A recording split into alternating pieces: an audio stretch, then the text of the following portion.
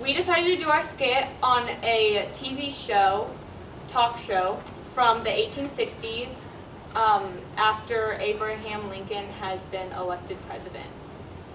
Our TV show is called The Mary Martha Margaret Show, and the special guest star of the week is President Abraham Lincoln.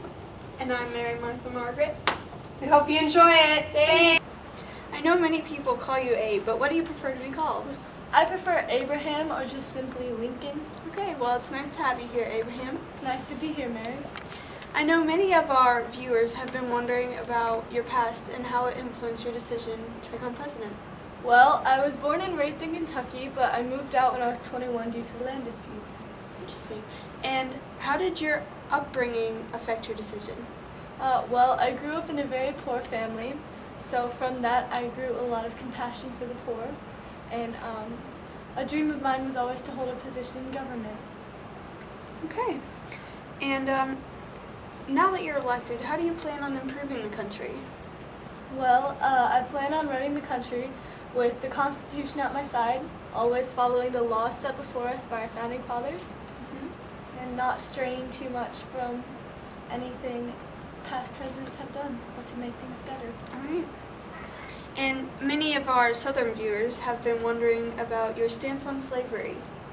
I'm morally opposed to slavery. I believe in equal rights and liberty for all, and that every man has the right to do what he pleases as long as it doesn't affect anybody else in a negative way.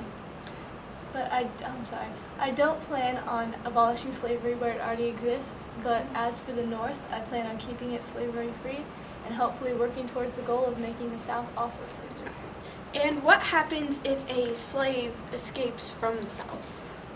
It's a party has the right to come up and collect it. Right. That's just the way it is. And what other experience have you had in government? Well, I lost my election in Illinois in 1832, but I then gained it back, and I now hold a chair in the House of Representatives. Cool. And what did you do to gain popularity with the public party? I first gained national popularity during the campaign against Stephen Douglas of Illinois for a U.S. Senate seat in 1858. The campaign featured a series of encounters on the slavery issue in which I argued against the spread of slavery while Douglas was opposed. And he maintained the territory for slavery, and I think just that campaign brought a lot of attention to my presidency. And for your presidency, during the election, how many votes did you actually receive? I only received 40% of the actual votes, but it was more than all of the other three candidates running against me. And were the votes mainly in the South or in the North?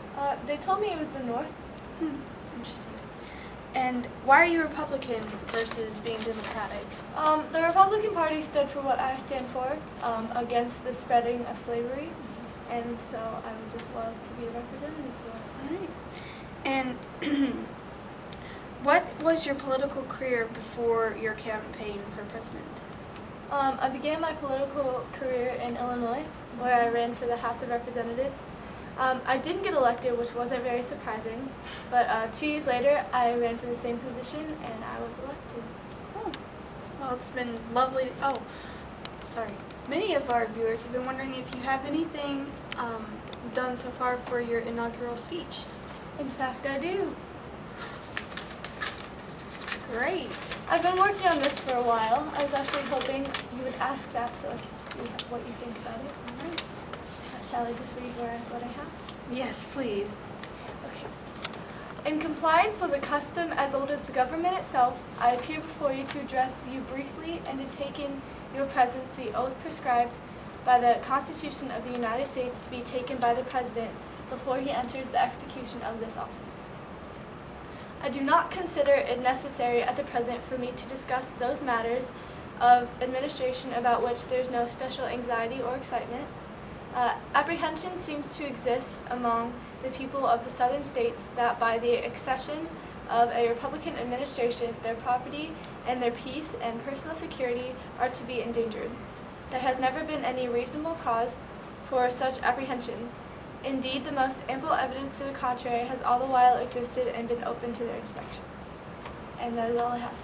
Sounds wonderful. Well, it's been wonderful to have you here, Abraham, and I hope you come back soon. Thank you so much.